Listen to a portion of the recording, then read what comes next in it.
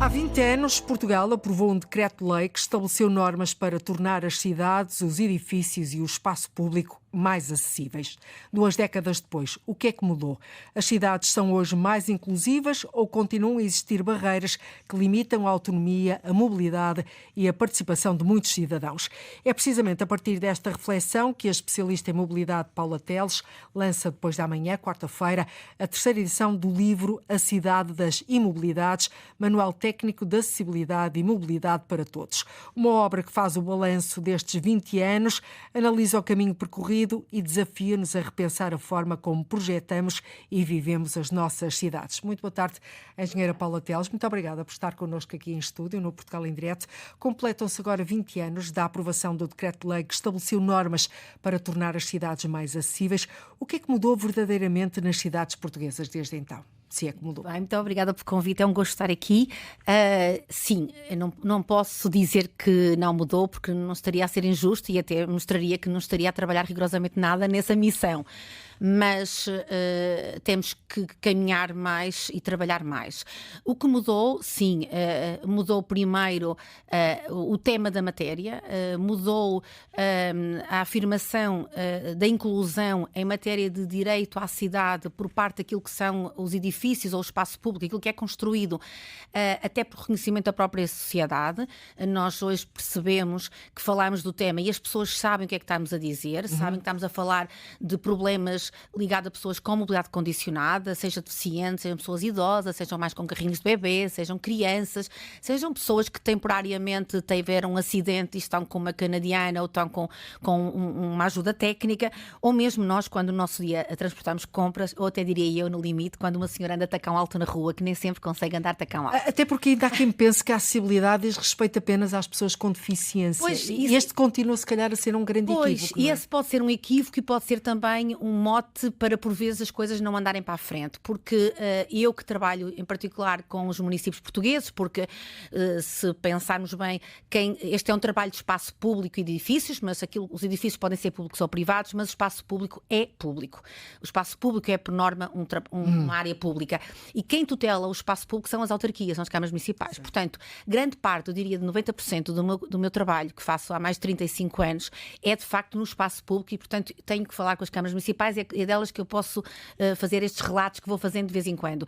E é certo que o trabalho tem vindo a ser maior e que também a percepção do problema passa a ser visto com outro olhar. Mas, de facto, às vezes eu tenho alguns autarcas que me dizem assim: engenheira, mas vamos agora gastar tanto dinheiro em pavimentos táteis, eu aqui só tenho um cego, ou só tenho 2, ou não tenho nenhum. Isso é um entrave. É um entrave. Eu passei a vida... Ou então dizer assim, mas eu vou agora gastar 300 mil euros adicionando a uma obra, por exemplo, em colocar esses materiais, ou a fazer rebaixamentos de pavimentos. Eu quase que não tenho pessoas em cadeiras de roda. Portanto... E afinal, quem é que beneficia de uma cidade verdadeiramente todos, acessível? sem exceção. Nós que desenhamos as cidades, e eu estou nesse grupo, enquanto engenheira e urbanista, de desenho as cidades todos os dias e planeio as cidades, no meu pensamento do dia, quando eu chego ao meu escritório e pego no lápis ou no rato do computador, eu tenho que pensar assim: o dia que eu vou ter pela frente não pode levar a deixar ninguém para trás. E eu, quando desenho espaço público, designadamente passeios, a dimensão dos passeios, quando coloco o mobiliário urbano em cima dos passeios ou das praças, quando redefino um redesenho para uma nova política de mobilidade, com mais árvores, menos estacionamento, mais faixa de rodagem, etc., eu tenho que pensar sempre que a minha prioridade hoje é centrada no ser humano, é na pessoa. E o primeiro ato de mobilidade da pessoa é o caminhar.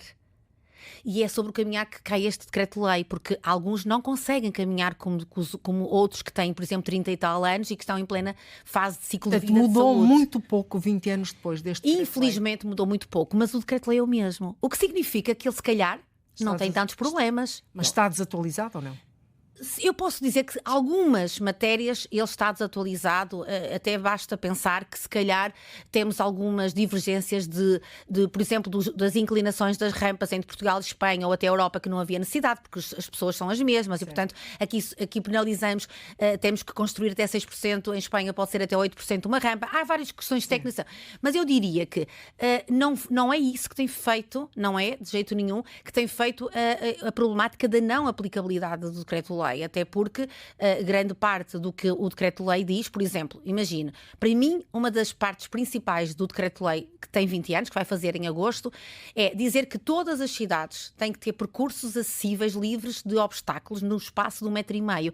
É como se nós colocássemos uma carpete daquelas vermelhas da igreja, imagine, pela rua toda, e nesse sítio da carpete, obviamente, não pode haver uma árvore no meio, não pode haver um caixote de lixo, um sinal de trânsito, nem um buraco. Acontece, não é? Se nós imaginarmos, até do ponto de vista do layout do desenho, qualquer cidadão, e não precisa ser arquiteto nem engenheiro, consegue imaginar esse percurso, que eu diria, é como se tivesse um guarda-chuva e é a roda do guarda-chuva colocada em planta no chão, para não pegarem pessoa com deficiência, na cadeira de roda e naquilo que é claro. a sua roda, o seu círculo de desenho.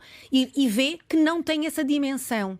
E, portanto, bastava termos esse cuidado do percurso principal das cidades, que é o passeio, permitir essa possibilidade de liberdade de caminhar, para nós já podemos ter muita parte do problema resolvido. Aliás, quando uma cidade não permite que uma pessoa circule com autonomia, está, de certa forma, a limitar a sua cidadania. Está a excluir.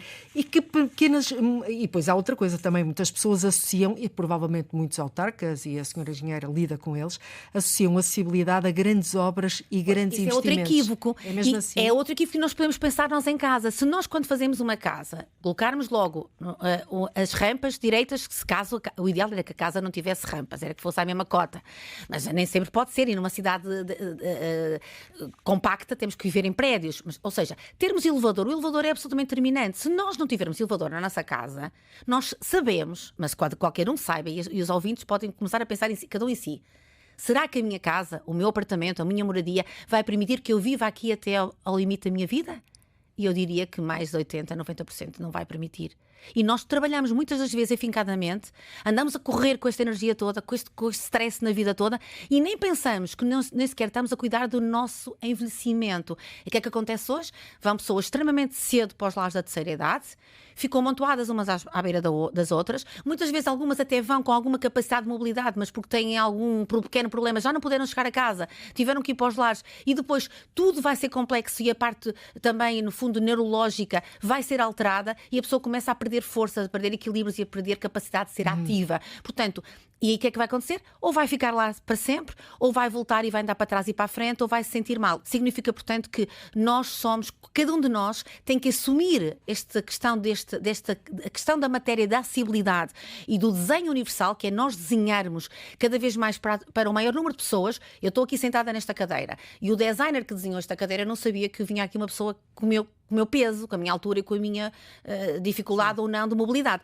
Mas desenhou-a porque estudou ergonomia e sabe que aqui caberá um maior número de pessoas sentada nesta cadeira. Porém, ele sabe que um obeso, numa grande profundidade de doença, pode não caber aqui, como também não cabem nos aviões. Já não é a primeira vez que se vê duas pessoas a comprar uma pessoa a comprar dois bilhetes. E, aliás, está neste momento em causa o aumento dos bancos das aeronaves. Portanto, mas nós vamos desenhando a mesa que dê mais para todos, o banco que dê mais para todos, o rato que seja mais utilizado por todas as pessoas, e também precisamos do espaço público que seja mais desenhado por todos. Porque o espaço público, e não saindo aqui muito dos outros temas, como são os transportes, como são os edifícios, a infossibilidade, que é todo o mundo da comunicação e da internet e até da imagem e do design, o espaço público é realmente aquele espaço que é maior de todos. É aquele que toda a gente usufrui, independentemente do seu nível social, de ser politicamente... É de todos. E nós temos que começar por aí. Quem não conseguir sair da sua casa e caminhar 10, 20 metros na rua, a cidade já lhe tirou o direito dela permanecer na cidade. Ela já não consegue viver na cidade. Então ela vai ser uma pessoa com problemas. E o Estado ainda vai aumentar mais no acompanhamento da sua vida, que rapidamente pode ficar com muitas debilidades. Vamos olhar agora um bocadinho para a terceira edição deste seu livro, que vai ser lançado na quarta-feira. Surge precisamente neste momento de grandes questões. Ao atualizar o livro, encontrou um país muito diferente daquele sobre o qual escreveu as primeiras edições, ou percebeu que muitos dos problemas continuam exatamente... Pronto, eu vou dizer, porque é que eu fiz esta reedição? Porque eu, de repente, em 30 anos, deixei de ser mãe e passei a ser avó. E quando fui mãe é que peguei na matéria das acessibilidades. Isto é público, toda a gente sabe que eu tenho tido uma missão, no fundo, e uma militância sobre a matéria das acessibilidades, não tendo ninguém, felizmente, na família com deficiência. Foi só ter um carrinho com bebê para perceber que a cidade não era por vezes para mim. Não era para todos. E que não era para todos, e que eu não tinha força para isso. E hoje, passados 30 anos, eu que até julgava que as coisas estavam muito bem melhores, porque todos os projetos que faço, como deve imaginar, e a minha equipe, e as pessoas com quem falo e partilho, e por onde eu vou passando nas conferências, nas palestras, nos workshops, nas próprias formações da universidade, levo sempre esta aragem da obrigatoriedade de implementar a lei, desta missão que todos nós temos que ter de construir cidades para todos. Porém, percebi agora que na mesma cidade onde eu ensinei a crescer os meus filhos, agora tenho uma neta e estou com algumas dificuldades. Não são as mesmas. Tenho a cidade do Porto melhorou imenso, tem muito mais passeios acessíveis, tem feito uma prática muito grande de melhoria do espaço público e até de inclusão, mas ainda há muito sítio, para além daquele espaço que nós vemos no dia-a-dia, que são as grandes avenidas, que não tem realmente passeios nenhum. E este livro é um novo alerta? É um novo alerta do mesmo tema. E aponta caminhos, aponta soluções? E aponta caminhos e soluções.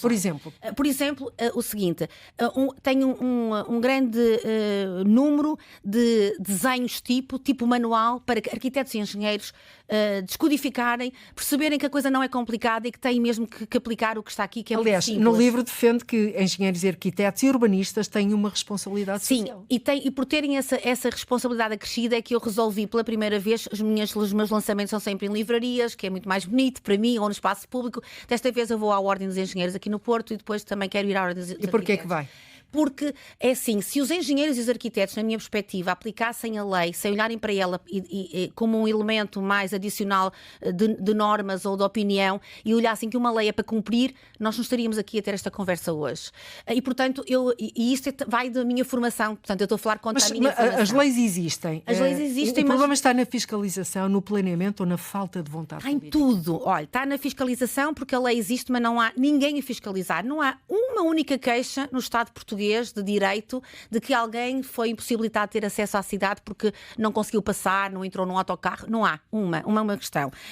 Tem a ver com os técnicos, sim, porque realmente estão a negligenciar. Eu sei que às vezes negligenciam porque também remetem os promotores para não gastar o tal dinheiro em excesso, que parece que vamos gastar em excesso, esquecemos que depois vamos pagá-lo mais tarde quando temos um problema na vida, não é? Mas pronto, remetem para a negligência, mas também eu diria que nunca foi uma matéria sexy.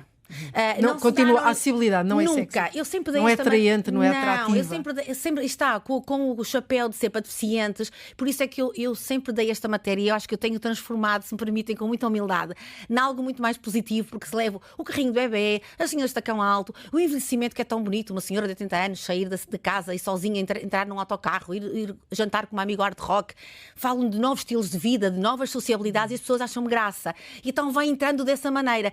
Mas não precisamos chegar aí. Temos 10% da população com deficiência e com problemas de incapacidade, que não saem, que não trabalham, que não praticam a vida na cidade como todos gostaríamos que praticassem e, portanto, só por isso já deveria ser colocado. Mas eu diria mais, deixe-me só concluir.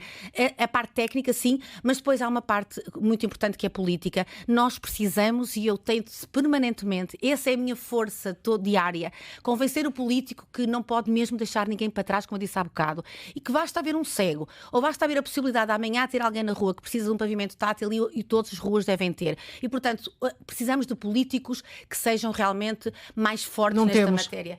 Temos muito poucos. Eu tenho pena de dizer isto, mas também posso dizer outra coisa. O político não tinha que pensar nisto, porque se tivesse o técnico com o rigor profissional que tem que ter, o político não está a pensar no dimensionamento de um diâmetro das águas pluviais do espaço público.